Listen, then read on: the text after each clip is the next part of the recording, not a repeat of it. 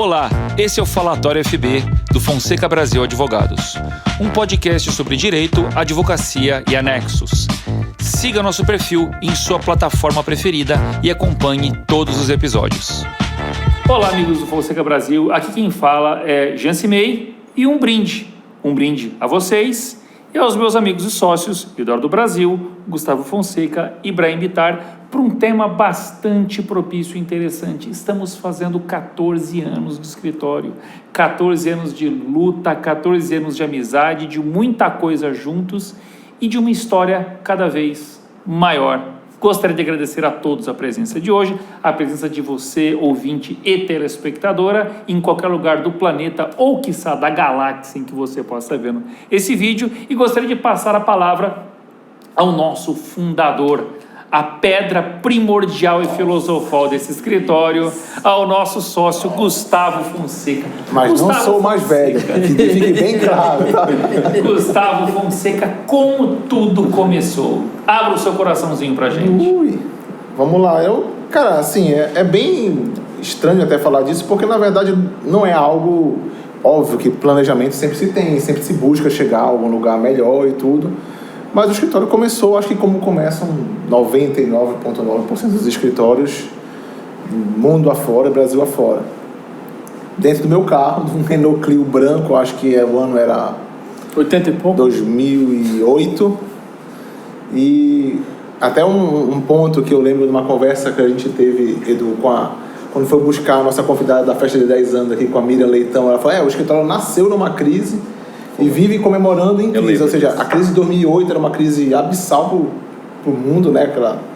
Enfim, a quebradeira geral que teve, e nesse ano nasceu o escritório e a partir dali, com vários desafios, depois a entrada do Edu e o Jean e o Ibrahim, o Adel, enfim, o Adel também, engraçado hoje, nosso sócio, como foi o primeiro estagiário ainda em 2008 do escritório, ainda embrionário lá atrás, né? Gustavo, quantos anos você tinha de formado quando você começou? 3 anos de delicadeza. formado. 3 anos de formado. Não, ele continua com a dona Cotinha na cabeça. Mas ainda continuo mais jovem que Vossa Excelência. Sim, e deixa eu te perguntar uma coisa, você trabalhava em algum escritório antes? Trabalhava, na verdade eu comecei a estagiar no primeiro semestre da faculdade e já tinha bastante tempo trabalhando dentro do Fórum Civil. Trabalhei em alguns escritórios também, trabalhei em empresas, em banco e tudo mais, mas sempre na parte jurídica, e já gostava, né, do mentira. Na verdade, o Edu e eu, a gente já é amigo há muitos anos, a gente sempre falou em montar o escritório ainda na infância, a gente falava disso já há bastante tempo. Quando a gente fez o vestibular e depois ele foi fazer também os cursos dele em São Paulo, os mais diversos possíveis, e várias áreas. Vinho, elegância. Depois de algum tempo a gente manteve contato e já começou a conversar. Ele mandou uma carta pra mim. Naquela época não tinha e-mail, né? Era carta. Aquela cartinha do Mickey, lembra? Ver um coraçãozinho que abria a cartinha, pá, saía a carta. Lembra aquele papelzinho que tinha? Sim. Eu não. Agora só um parênteses, tu começou na introdução falando que faz muita coisa junto. Deixa claro pro ouvinte que é em termos de trabalho, tá? Claro, mas isso é importante, porque seu cabelo plateado, assim, tá um negócio. Não, mas isso está implícito, ou não também, ou não, como diria o Caetano. É até melhor que se a gente se juntar, a gente vai ter mais cotas. Exatamente. A gente passa a ser controlador da empresa. Exato. O que te serviu de turning point para você falar, agora eu quero começar Gostei. a minha empresa? Legal essa informação que eu tive até agora, mas eu quero algo mais, eu quero algo... Eu tô pensando naquela tua palavra uns 2 episódios atrás, das idiosincrasias. É complicado. Assim, na verdade a gente começa a trabalhar, eu acho que a gente, na verdade, como até colocamos no episódio anterior aí, como estagiário, até como advogado recém-formado, é praticamente pagar para trabalhar, porque a gente está aprendendo, a gente está aprendendo das derrotas, nas vitórias, na vivência do dia a dia, mas chega um ponto que você quer ter a sua autonomia de decidir para onde ir com aquela estratégia. Você faz um julgamento que acha melhor para aquela demanda, para aquele cliente, e quando você começa a se ver tolhido naquele ponto, e longe de criticar qualquer pessoa, eu acho que se a pessoa também tem a sua... Cada um tem seu escritório de advocacia. São visões diferentes. São visões diferentes. E assim, longe de ser algo pejorativo. Eu acho que Mas assim, quando a gente começa a buscar algo assim, de ter uma autonomia na direção da estratégia onde você vai trabalhar por aquilo, eu acho que é um momento de você ter uma virada de chave aí e buscar o seu caminho, porque a partir dali você vai passar a trabalhar em algo que você não acredita de fato e longe de ser uma crítica. Mas você passa a trabalhar em algo diferente do que você está acreditando. Fora que a gente sempre teve um sonho de fazer um escritório empreendedor. E a gente vê grandes escritórios, não só aqui, a grande maioria dos escritórios, a grande maioria, são escritórios eminentemente pensando no jurídico. E a gente pensa que o jurídico, como a gente está estudando na teoria, ele permeia a realidade. Então a gente tem que ser útil, como tu gosta dessa palavra, tem que ser útil para as pessoas, ser útil para o cliente. Então a gente pensou em criar um escritório para ser efetivamente útil. Não um escritório que vai só fazer, como diria um ex-consultor nosso, o ABC do direito, o beabá, que vai dizer eu posso ou não posso. Mas que pode construir coisas diferentes com o cliente. Um episódio bem interessante do que não faz parte da história do escritório do ponto de vista de uma timeline, mas acho que faz parte do escritório do ponto de vista do seu DNA. Acho que conta o teu episódio do teu TCC, que tu foste falar exatamente sobre esse ponto de vista do escritório enquanto empresa. Chegaste a ter uma discussão ou alguma coisa do tipo sobre a visão da gestão do escritório de advocacia, né, Dom? Que, na verdade, não vou entrar no aspecto jurídico, mas o Gustavo tem razão. Esse vinho tá bom. Gostei, Jean, você tem uma elegância para vinho única, meu amigo, espetacular. Diria um ex-garçom da Assembleia Paraense, um falso Uruguai, um espetáculo. O que acontece? Vê a advocacia com uma visão comercial, mas não pejorativa, com a palavra pejorativa sendo comercial. E no meu TCC lá eu abordei sobre responsabilidade do advogado, que tem a lei da OAB, tem o Código de Defesa do Consumidor, e que em alguns casos, para alguns tipos de empresas, poderia, talvez, ser aplicado o Código de Defesa do Consumidor. Quando digo empresa de advocacia. Muito embora o Código Civil VED, no 966, não sei se mudou, né? O parágrafo único abriu uma exceção. E por que não a advocacia ser enquadrado na exceção do 966 do Código Civil e ser uma empresa? É meio duro falar isso, eu sei que a OAB se enche de detalhes, tem muita sutileza, mas não estou dizendo que a gente é um comércio, mas eu estou dizendo que a gente pode prestar pelo menos um serviço que nenhuma empresa. Foi que dessa a organização interna tem natureza de uma empresa. coisa que tu quer saber de detalhe, a gente participou de uma rede de escritório, foi um aprendizado pra gente, pro lado bom e ruim, chamado LexNet, eu posso falar, tem muita coisa boa. É uma rede de negócio, de troca de produtos, troca de experiência. E isso ajudou muito a gente. Então, aprendemos muito com muitos amigos. A gente aprendeu muito, criamos amigos, tem grandes parceiros de advocacia até hoje. A gente ia para Recife, São Paulo, a gente viajava o Brasil, o Gustavo e tal. Eu dormia em um quarto separado e o Gustavo falava, Eduardo, eu quero dormir contigo, vamos ficar, mas tudo bem. E a gente aprendeu a ter essa visão. E a gente foi tentar implementar isso passo a passo na advocacia, buscando sócios técnicos, sócios também que compartilham essa visão de uma advocacia um pouco diferente. Aí nesses anos todos teve muita confusão. Qual o dia mais duro da advocacia para ti nesses 14 anos? Eu vou te contar.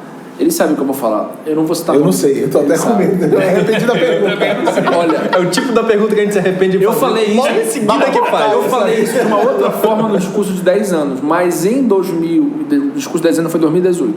Em 2012, estava no meu discurso, vocês pegam. Meu não, que é nosso, né? Todo mundo.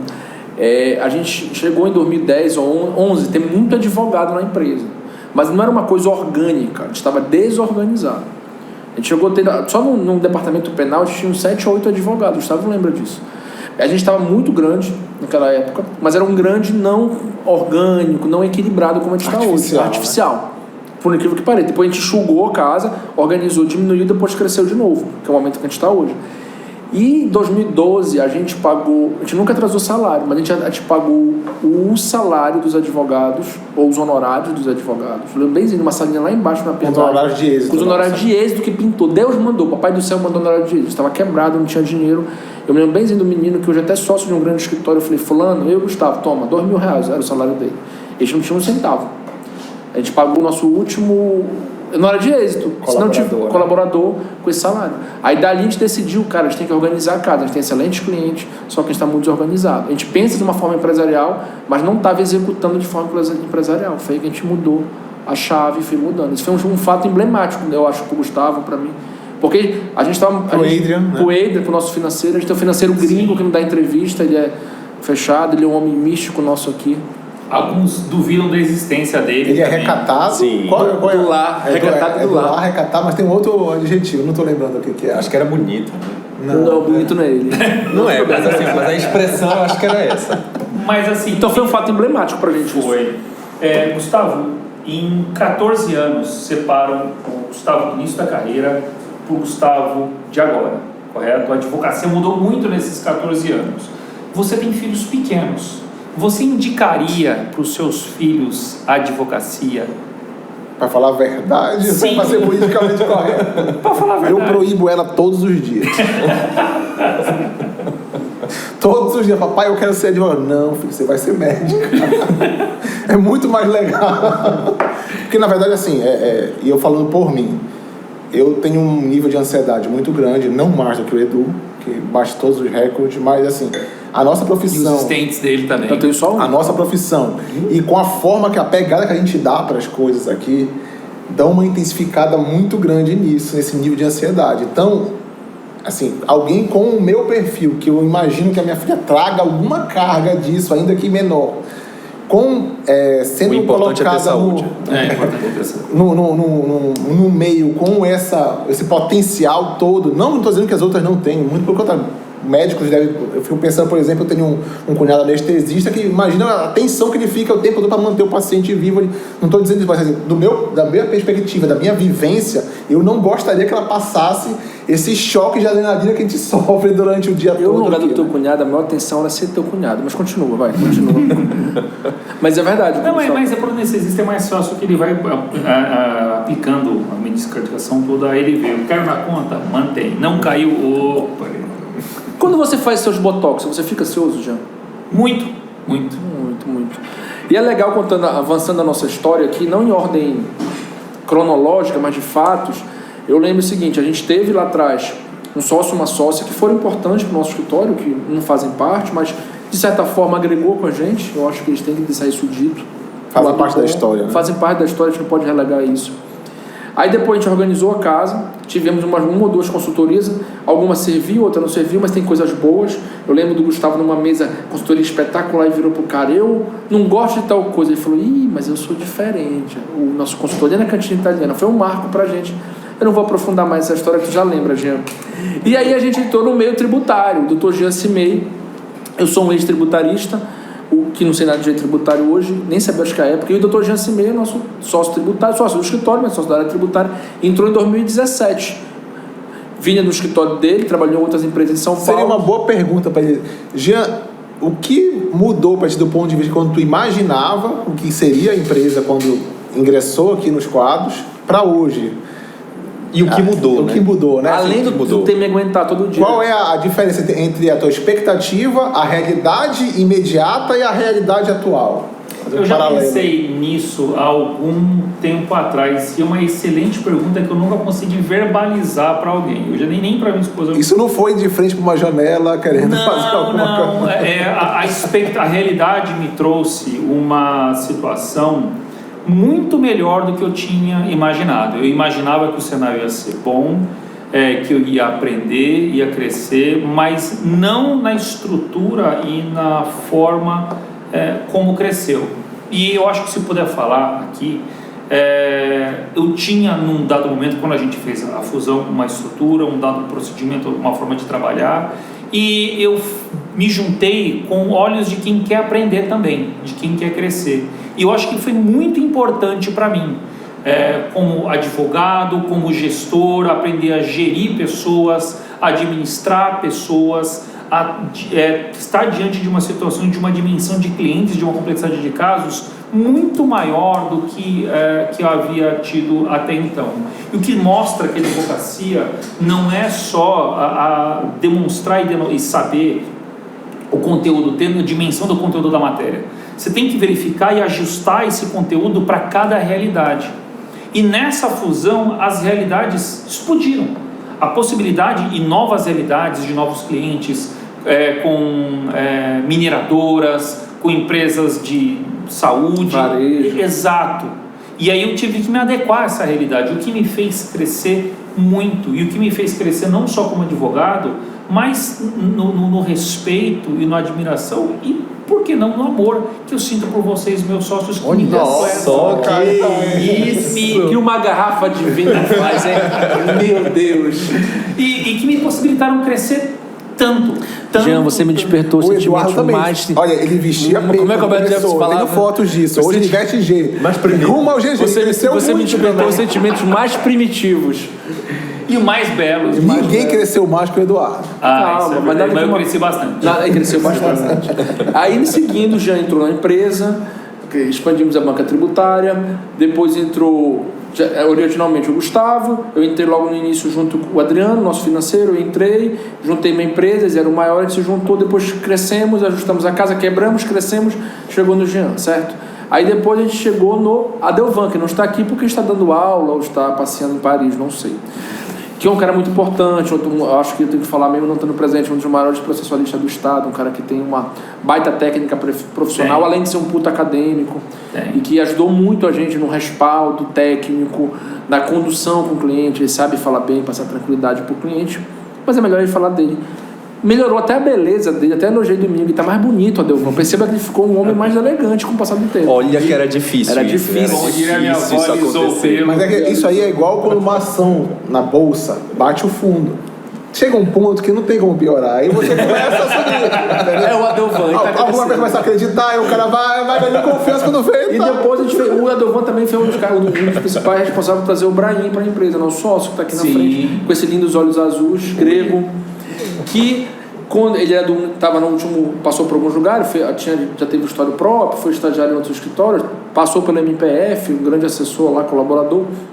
E quando ele veio para o escritório, eu falei, tu joga futebol? Ele falou, jogo. Aí dei a camisa do escritório, compramos o passe. E entrou o Brahim para a empresa, que é um cara também sensacional, que também acho que ele pode colaborar, falar alguma coisa da experiência dele, da entrada dele, da projeção do que ele está vivendo, do que ele já viveu, enfim, das nossas batalhas diárias aí. E falar disso é muito fácil, porque é falar da nossa própria história, né? Eu lembro muito bem, eu estava numa sexta-feira e recebi a ligação da Adelvan.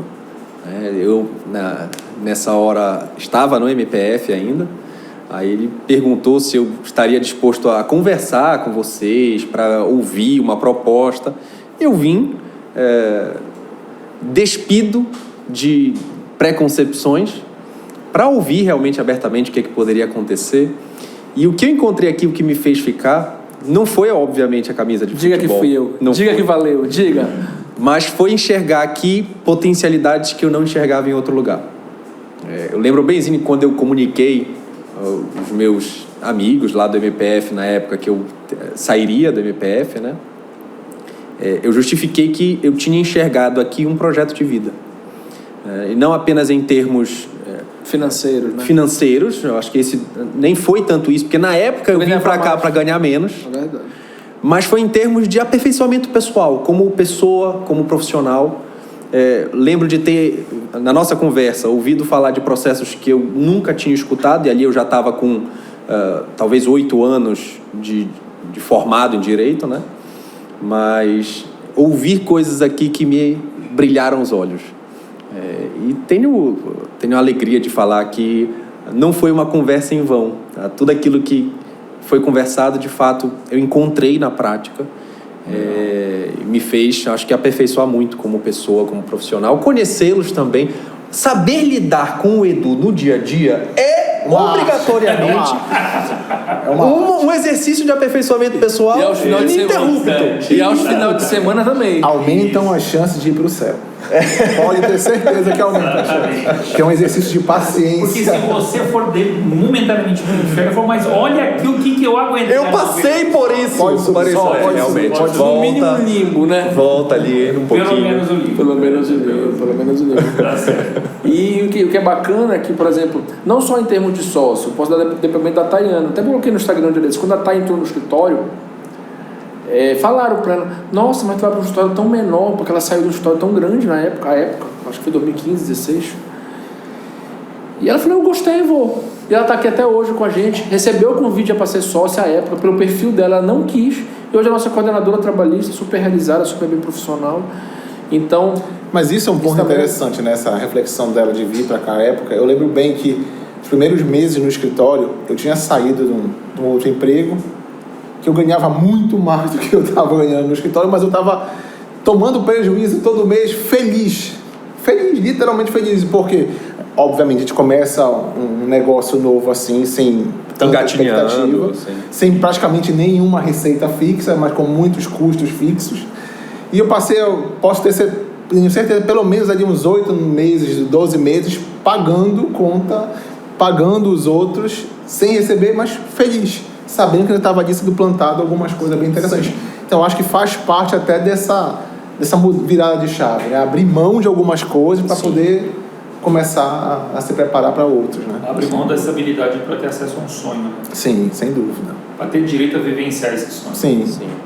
Se você vai mudando também. Se vai dar certo é ou não, outra coisa. É outra coisa. E Mas tem um ponto também, né? Leva o Gustavo para dar uma volta. Eu tenho certeza, Jean. Tem um ponto que eu acho que nos une, assim, em termos de história. Nenhum de nós tinha uma tradição no mundo jurídico. Isso. Nenhum de nós. Todos nós entramos no mundo jurídico do zero, crescendo ali da base, ralando, gastando a sola do sapato. Exatamente. Seja para encontrar clientes, para buscar um lata que dá uma volta no pet shop. Essa que é a comparação. Não tem pedigree, não tem nada. Não tem. Mas, meu irmão, pega o cara ali, o cara já tá acostumado a dar uma corrida boa ali, fugindo do caminhão. Joga no pet shop, dá aquele banho, passa o perfume e vai lá. Põe na pista. É isso aí. Mas isso, de alguma forma, nos conecta. E, assim, Sim. acho que Tivemos alguns episódios também. facilita a gente lidar com uma dificuldade. É difícil lidar num podcast sobre 14 anos, assim, de vivência, vivendo aquilo como a única saída. A gente não tem outro caminho, a gente vive daqui, todo mundo. Exatamente. Mas assim, foi legal da Miriam Leitão em 2018, com todo respeito a ela, né, que ela pegou um voo passando mal para Belém. Foi pra dar uma falar palestra, nossa festa pra dos falar 10 nossa anos. festa, super bacana. Passou mal, foi um fato inusitado. E voltou por causa do peixe que ela comeu aqui em Belém, que é uma delícia, nosso filhote, que eu sou apaixonado. Sim, acabou que não entrou bem. E ela teve que voltar para o Rio de Janeiro, São Paulo. O auditório lotado, cheio de gente esperando a palestra. A gente teve que se virar ali mais uma vez. Improvisação. Se ela foi muito íntegra, porque ela veio passando mal, na verdade. Se ela não aparece, viesse falar tão parecia mentindo, blefe. Parecia blefe. Advogado, um monte de garoto, e ela apareceu, ela foi muito íntegra. Dependendo de conotação política, ela foi uma pessoa muito íntegra. Então foi um fato inusitado nesse sentido e marcante pra gente. Eu acho que em 2018 todo mundo, de certa forma, estava na empresa, por isso que eu estou falando, o Jean já estava como sócio, o Brahim era praticamente. Eu acompanhei ela no hotel. Sim. Não precisa me dar detalhes que você fez ou deixou de fazer com a Miriam Leitão, não me diz respeito. Eu prefiro ficar fora desse cenário. Ela passou bem, coitada, passou muito mal, mas foi muito gente boa, muito generosa. Devolveu metade do cachê, tá? Ela devolveu 50%, é verdade, então a gente tem que ser dito. Enfim, eu acho que foi isso. E pensando mais 14 anos. Porque a gente nunca pensa só para trás. Vamos pensar Nós somos constituídos do passado e do presente. Hoje nós somos 6 sócios. Provavelmente o Jean vai estar aposentado no programa de previdência nosso. Eu imagino, a minha conjectura é essa: 14 anos não vai aguentar. Claro que não, bom. Eu falei que tu vai morrer. Eu falei que vai estar aposentado. É diferente. Temos um programa de aposentadoria de sócio aqui. Eu estando vivo, já estou bem feliz. Exatamente. É um desafio, né? Porque como mudou muita coisa, a internet mudou, a advocacia mudou. Daqui a 14 anos nós teremos um pouco mais velho, o Jean já na fase de 60, e a gente vai mudar. O que eu acho importante é a gente não perder a essência, mas ao mesmo tempo acompanhar as mudanças. Sim. Grosso modo, falando, esse é o grande desafio. A gente não pode achar que tá tudo ótimo, nós somos. Não, todo dia e acho também que nesses próximos 14 anos começar a integrar, eu acho que o grupo feminino dentro do quadro de sócio do escritório. Acho que é um desafio bem interessante. Não adiante as próximas novidades. Não, mas acho que eu acho que faz parte dessa oxigenação. Sim. Eu acho que nós os três estávamos numa reunião, num outro centro aqui do país, e quando fomos admoestados sobre esse tema, e sendo muito honesto, até então eu não pensava nisso, não olhava sobre esse viés. E a partir daí passei a refletir sobre isso e dar importância disso. Durante uma reunião do cliente que acabou não se controlando, se transformou no cliente, mas assim, ele nos injetou essa pergunta. Sim. Já valeu aquela reunião. Já valeu, exatamente. Hoje nós temos cliente da cota, sócio da cota, falta sócio feminino. Então eu acho que está bem conduzida a coisa. Teremos uma sede no metaverso? No multiverso? Olha só, gente. O que é metaverso? Eu não sei nem se o Facebook vai ter a beta, né? Vai ter ações valendo alguma coisa ainda até o final desse mês. Então, não sei. O que eu posso falar que nos próximos 14 anos, sem sombra de dúvida, Fonseca Brasil terá uma sede internacional nos próximos 14 anos. 14 anos, para não antecipar novidades aí para esse ano de 2022. O Paraguai está aqui perto. Paraguai tá aqui do lado. A Bolívia aqui do lado, a Venezuela. A Venezuela é só atravessar. Olha a Guiana, pô. A gente já tá em Macapá. Que escritório tem uma série do Suriname, uma filial no Suriname? A gente já tá em Macapá. Exclusividade ainda, né? E uma coisa que a gente tem, que eu acho como DNA nosso, muito embora não é o nosso DNA de slogan, mas é nosso DNA, a gente é sincero. Eu acho que a nossa grande diferença é que a gente... A verdade é que tu és sincericida. Posso ser sincero. Mas eu pego pela verdade porque eu prefiro ser o que eu sou, não o que eu pareço ser. Tá aí, essa é uma história que vale a pena contar no podcast. Quase sempre a gente faz alguma reunião preparatória antes com a reunião com o cliente. E quase sempre quando eu ia com o Edu, eu falava, Edu, é assim, é esse o caso, é assim, tá, pô, não vai falar isso aqui, porque pô, vai estragar o negócio, não fala. Cara, não precisava nem eu sentar. Antes de eu sentar na cadeira, já tava, vou falar logo, acabar logo com a conversa, é isso. Então, assim, isso é sinceridade. Mas ele tem que admitir que a gente fechava o cliente. Ele tem que admitir isso em público, ao vivo e a cores. Que o cliente fica lá um pouco quebrado. Não é possível que isso está acontecendo. O cara é tão louco que não é possível. Ele fala, manda o contrato. Exato. O YouTube vai pegar essa. Já se meia é isso. É isso, meus amigos. Muito pegando a Câmara da Verdade, escutando o Clodovil. Muito obrigado. Muito obrigado. Gostou do vinho? Presença de vinho excelente. Se não tivesse gostado, meu amigo, estava vazio. Um excelente vinho brasileiro, Góis. Muito obrigado. Um vinho nacional. Não. Vinho nacional. Isso. Uma Góis nacional. Muito obrigado que vocês acordaram até então. Muito obrigado. Obrigado, meus amigos e sócios, por essa amizade, por essa junção nesses 14 anos. E obrigado a vocês por estarem com a gente. E, de novo, enviem perguntas. Acompanhe no YouTube, acompanhe no YouTube, no Spotify, ou nas outras redes que não tem o Joe Rogan também. O Jean tem Mirken, tem Mirken? Não tem. Acabou o Mirken. BBS. Nem Orkut também não tem. Chat MSN. ainda tem. YouTube, qual é o YouTube, e outras redes sociais do metaverso também, porque não, a gente vai, sei lá se vai ou não, mas nos vemos na próxima. Um grande abraço a todos vocês. Até mais. Tchau, pessoal.